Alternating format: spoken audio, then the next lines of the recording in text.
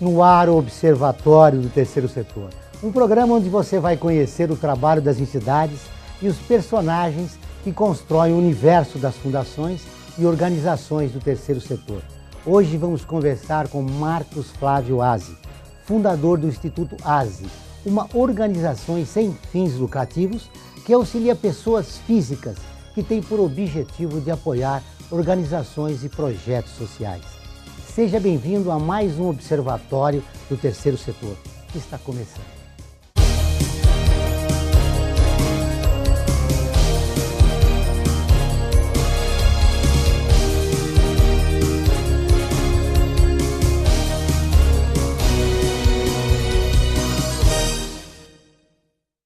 No programa de hoje, vamos entrevistar Marcos Flávio Azzi. Como vai, Marcos? Tudo bem? Muito obrigado por aceitar nosso convite. Imagina, o prazer é todo meu. Marcos, nos conte um pouco de como surgiu a ideia do Instituto Azzi. O Instituto Azzi, ele surgiu do período que eu fiquei no mercado financeiro e que eu tratei exclusivamente com pessoas físicas de alto poder aquisitivo. E eu notei que esse público era extremamente mal assessorado na sua atuação em filantropia. Ele atuava e atua ainda hoje de forma extremamente fragmentada, sem foco, extremamente oportunista e tem uma sensação clara de que o dinheiro foi jogado para o ar e o impacto social efetivo, o dinheiro chegar na ponta, ele tem uma clara sensação que não acontece. Então daí surgiu a ideia de organizar uma ponte entre pessoas físicas de alto poder aquisitivo que têm interesse em atuar de forma estratégica no terceiro setor e boas práticas sociais. E daí a gente consegue fazer todo esse meio de campo. Por isso é importante o trabalho do Instituto Azzi, já que ele atua numa faixa de poder aquisitivo que as pessoas depois de vestirem têm a sensação de que não foram contempladas, né, nas suas expectativas. E você investir de uma forma organizada, já o resultado é outro. Completamente.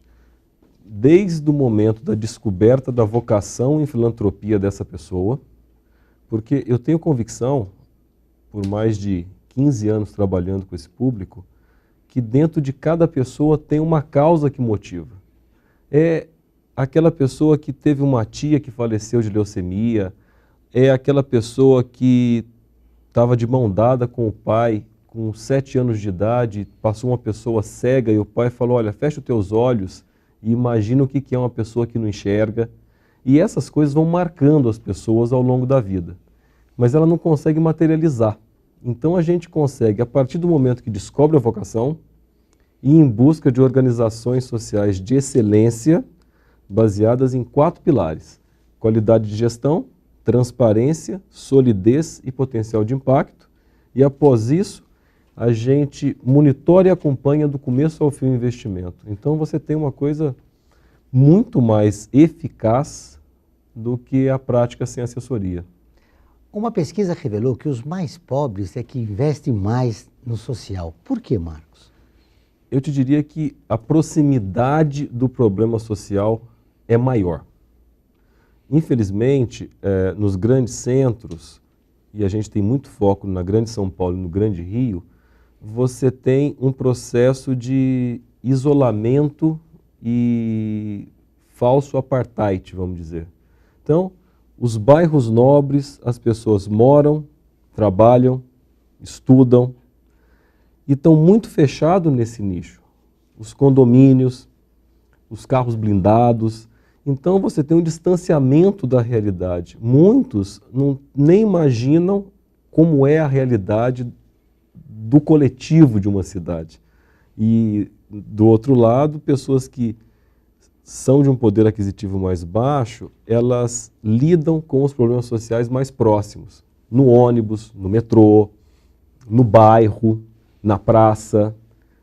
Esses no campo de futebol, são locais que a coletividade se reúne, mas a elite fica apartada. Diante dessa realidade, como se fazer para os mais ricos investirem no social? Eu acho que as pessoas de alto poder aquisitivo, elas precisam sentir 3 fatores muito importantes no terceiro setor. Elas precisam confiança, elas precisam um tempo para se envolver com o terceiro setor e elas precisam ter uma clara visão da transparência do resultado apresentado. Se você tiver esses 3 fatores muito claros, a propensão de uma pessoa a fazer uma doação maior, mesmo que no nosso país você não tenha uma política de incentivo tão clara, aumenta muito. Então eu acho que esse é um grande caminho para a gente melhorar essa prática. Esse noticiário que denuncia algumas mazelas de algumas ONGs no terceiro setor deve prejudicar muito, né? Prejudica. E, como eu digo, infelizmente a mídia hoje, ela é uma mídia muitas vezes da sociedade espetáculo.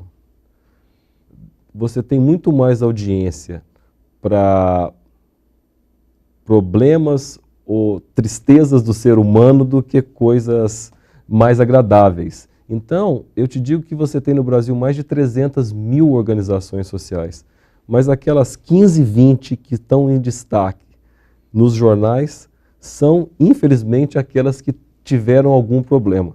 Generaliza, aí todo o setor perde a credibilidade. Exatamente. E essa é a grande dificuldade que você tem enfrentado. Como é que você dribla isso? De que maneira você conversa com o poder aquisitivo mais alto da população, sensibilizando de que essa não é a realidade? O mais importante é um processo de aculturamento do terceiro setor como um todo, não só apenas via mídia, que é a fonte de informação. A gente organiza reuniões, cafés da manhã, visita a campo, visita a boas práticas sociais, um amplo material que a gente também utiliza de notícias, inclusive de fora do país, que demonstram boas práticas. E isso você consegue melhorar muito a visão do terceiro setor como um todo. Como os impostos aqui são muito caros no nosso país, os mais ricos também dizem o seguinte: isso é uma coisa do governo, não é nossa. Tem essa dificuldade também? Tem a tua afirmação é muito boa. Tem muito essa visão, mas nenhum país do mundo, por mais rico que ele seja, ele é capaz sozinho de resolver todos os problemas sociais. Então, a função de uma organização social não é resolver um problema, é servir de um exemplo com boas práticas para que influencie política pública e aí sim o governo vai entrar atuando de uma maneira capilar, com mais recurso e global. Uma das grandes dificuldades da nossa democracia, Marcos, é que as classes sociais conversarem entre si. Não há esse diálogo. Essa dificuldade, você acredita que pode ser suplantada de que maneira? Até vai ter consequências positivas para o terceiro setor, né? Sem dúvida. Eu acho que a partir do momento que você derruba os muros entre as classes e você faz com que as pessoas interajam, independente da classe social, você começa a tratar pessoas como pessoas. Hoje, muitas vezes, uma classe trata a outra como um prestador de serviço. E é curioso, porque muitas vezes você está no restaurante e é atendido por um garçom que você nem lembra que foi aquele que te atendeu, porque você trata ele como um garçom, você não personifica a relação de saber quem é, como ele chama, onde ele mora, que valores importantes que ele tem, que com certeza tem, que pode passar para a gente. Então, eu acho que um grande caminho para isso é essa quebra de barreiras entre as classes. Essa quebra de barreiras também é uma quebra de preconceito, né? Completamente. E no próximo bloco vamos saber quais são os cuidados que se deve ter ao investir em uma instituição. Não saia daí, voltamos dentro de instantes.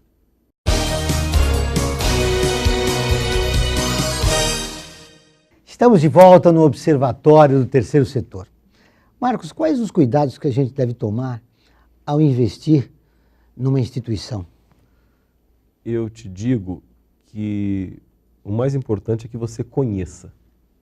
Esse é o ponto capital na hora que você vai fazer a tua doação. Porque você está separando uma parte do teu recurso para ajudar uma organização a melhorar a vida de alguém.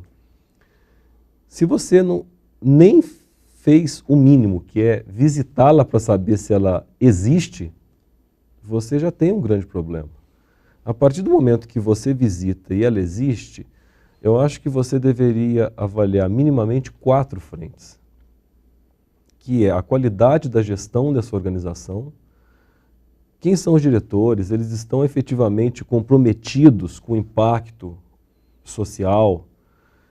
Essa organização, ela trabalha com funcionários registrados, ela tem claramente um planejamento estratégico de médio e longo prazo, com um objetivo claro. São fatores importantes para você olhar quando se analisa a qualidade de gestão. Outro fator importante é a solidez. Quão sólida é essa organização?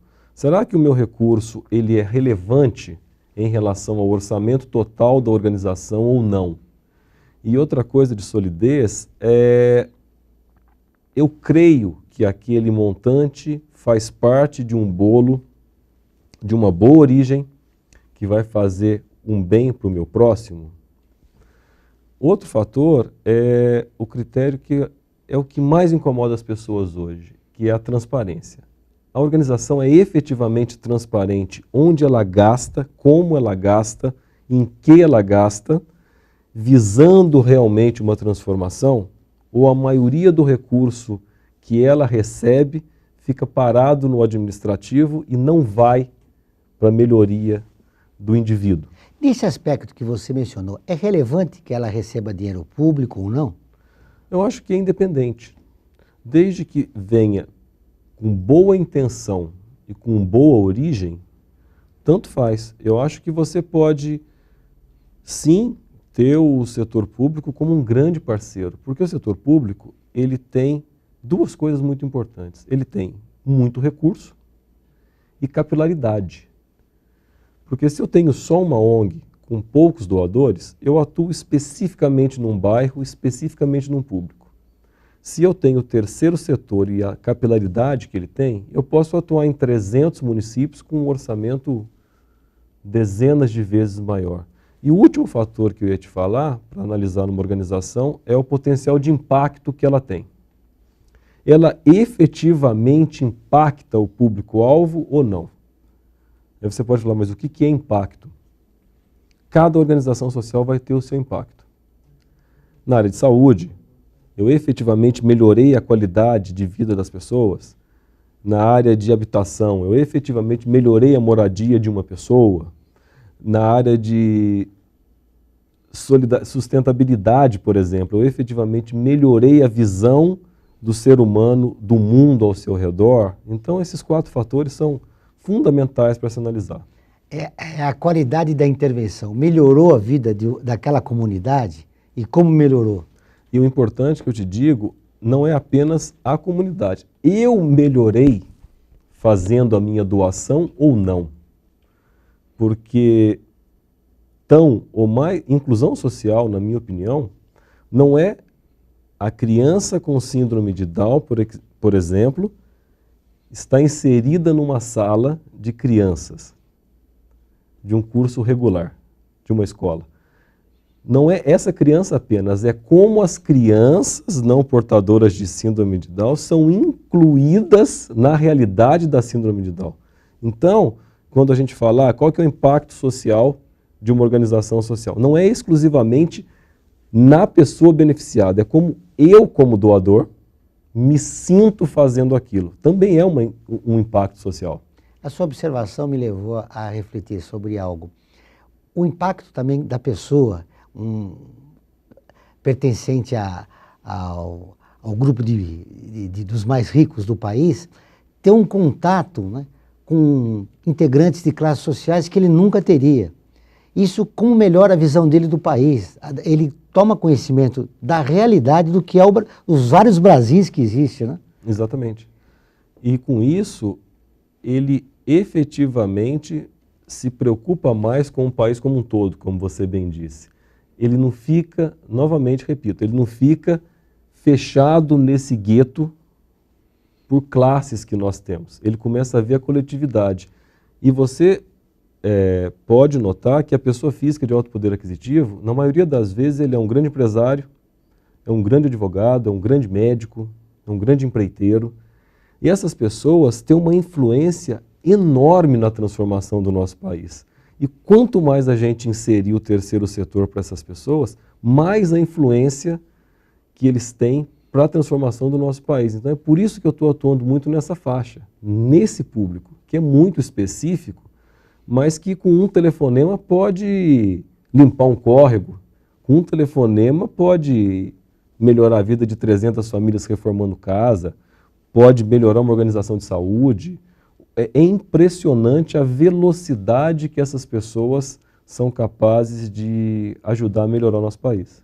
Nesse mapeamento que você faz para encontrar as instituições que melhor se adequam àquilo que o teu cliente quer, o que você encontrou no terceiro setor que te surpreendeu?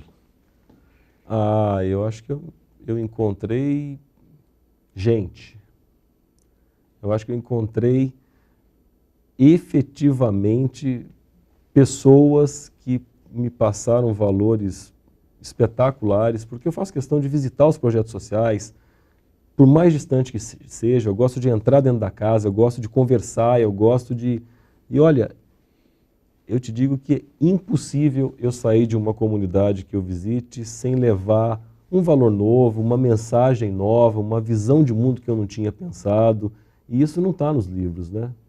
Isso está no toque, no olho. Cada pessoa tem uma história. E essa história, muitas vezes, ela está acorrentada dentro de uma comunidade específica. Ela não chega ao Brasil como um todo. Te deu uma satisfação profissional que você não tinha quando estava no mercado financeiro? Sem dúvida. E essa sua afirmação é interessante, né? Já me perguntaram isso.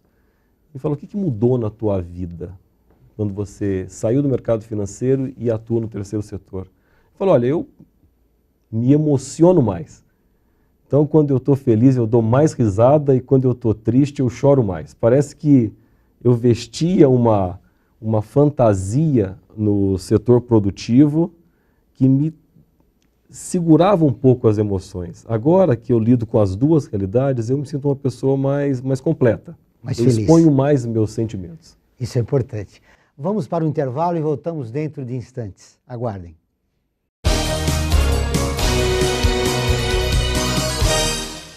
Fundada em 1964, a Fundação Carlos Chagas foi a primeira a unificar as provas de vestibulares de medicina.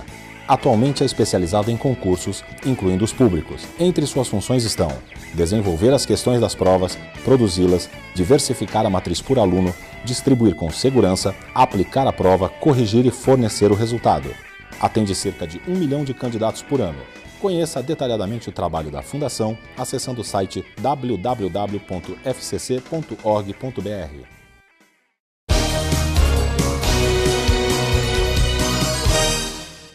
Estamos de volta no Observatório do Terceiro Setor. Marcos, no bloco anterior, você falava dos pré-requisitos necessários para uma instituição estar habilitada a receber verba dos seus clientes. Qual é a instituição que dá mais apelo? De idoso, de criança, do meio ambiente? O que você tem encontrado no terceiro setor que mais se destaca, que motiva? É a criança, é o idoso, meio ambiente, enfim? Eu te digo que o que mais motiva é a causa que está dentro de cada um. E da causa que está dentro de cada um é aquela que a pessoa foi traumatizada em algum momento da vida. Isso eu te digo assim, se você teve um filho que nasceu cego, por exemplo, a tua visão da deficiência visual é completamente diferente de uma pessoa que não teve relação direta com a deficiência visual. Dito isto, a busca de uma organização de excelência em deficiência visual, ela fica muito mais fácil para essa pessoa que convive com a deficiência. Então, na maioria das vezes, os traumas que as pessoas passam ao longo da vida geram causas dentro dela que fazem com que a gente tenha muito mais facilidade de encontrar uma organização. Essa é a grande motivação que eles têm para investirem. A maioria dos casos são traumas ao longo da vida que fazem o legado familiar. A gente sabe que o executivo tem muito pouco tempo, né, para atuar na área social. Ele é flexível quando você chega e fala, olha, o momento é investir aqui, não ali, não idoso, não criança, mas investir naquela instituição. Enfim, quando você traz indicadores importantes para ele decidir, ele é flexível, ele ouve. Ele é flexível, porém, ele ainda traz uma visão que, se eu sou um grande empresário e eu tive sucesso no segundo setor, logo, qualquer coisa que eu fizer, que eu pensar, o que eu investir do meu jeito, vou ter sucesso no terceiro setor. Só que não é verdade, porque uma coisa é você tratar de lucro financeiro, que é o segundo setor, e outra coisa é você tratar de lucro social, que é o terceiro setor que a gente atua. Então, os indicadores-chave para você mensurar lucro financeiro é um, lucro social é outro. Então, a gente tem que, ao longo dos períodos de avaliação do andamento do projeto, ir fazendo essa catequese com o empresário de que são duas realidades muito diferentes. Eles têm ainda uma visão, como a maioria da população brasileira, da visão assistencialista. Hoje, no terceiro setor, é importante você construir a ideia participativa do voluntário, da pessoa que não só doa, mas vai lá constatar o trabalho, enfim, de participar do projeto, não só financeiramente. Existe isso também? Não? Existe muito. Existe muito. E o que eu tenho me surpreendido muito é a preocupação das pessoas que doam de inserir a segunda e terceira geração. Então, os investidores, eu tenho um investidor que atua com abrigos, que antigamente chamava orfanato, mas são abrigos. E ele tem amplo interesse em levar a filha de 10 anos regularmente ao abrigo, para doar os brinquedos que tem, que não está usando mais, roupa, ou mesmo dialogar com as crianças do abrigo. Porque ele tem convicção que a filha dele vai se tornar uma cidadã melhor fazendo isso. Então, isso me deixa muito contente de conseguir criar o legado familiar em filantropia através de uma organização social. A pessoa não está só doando naquela visão assistencialista, mas está construindo um novo cidadão. Seja sobretudo em projetos educacionais. Exatamente. Porque, e eu te digo que educação, ao contrário de que muitos pensam, a relação professor e aluno, ela é infinitamente menor ao contexto total que o estudante está envolvido. O meio que ele vive, quando ele sai da escola, é um meio propício ao estudo. A família, os amigos, motivam essa criança, esse adolescente ao conhecimento ou não? Quando ele volta para a casa dele, ele tem um ambiente propício para estudar? Ele tem minimamente uma mesa para estudar? Ele tem o silêncio que ele precisa? E você vai descobrir que o grande problema nosso em educação não reside apenas na relação professor e aluno.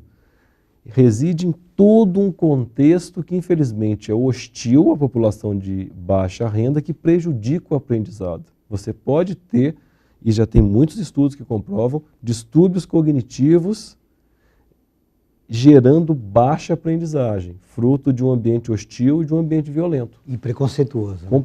Agora iremos assistir ao quadro Personagens do Terceiro Setor.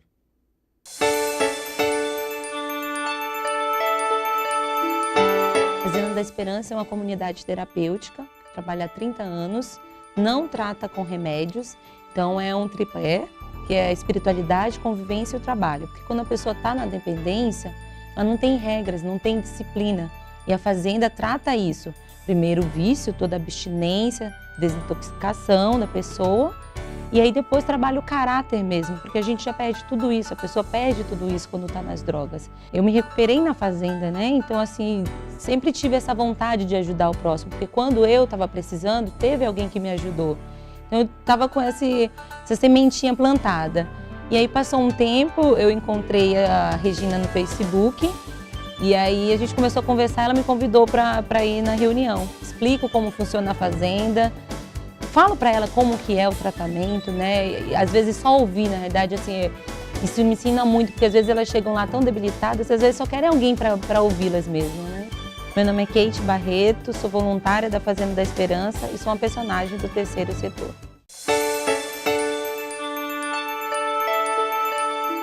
Marcos, estamos encerrando nossa entrevista. Muito obrigado, foi um prazer imenso revê-lo. Agora, se você quiser deixar algum contato para que quem conhecer melhor o trabalho realizado pelo Instituto Oase, já que cada ano que passa, mais brasileiros entram naquela faixa dos mais ricos, né? É verdade.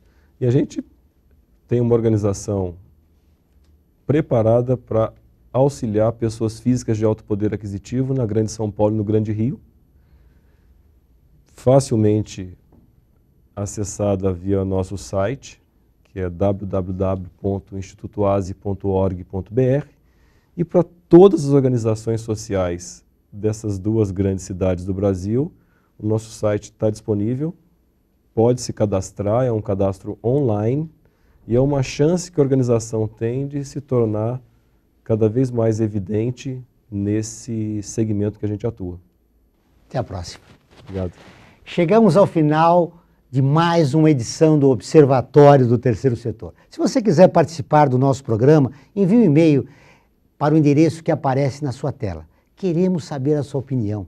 Ela é muito importante para nós. Obrigado pela audiência e até a próxima.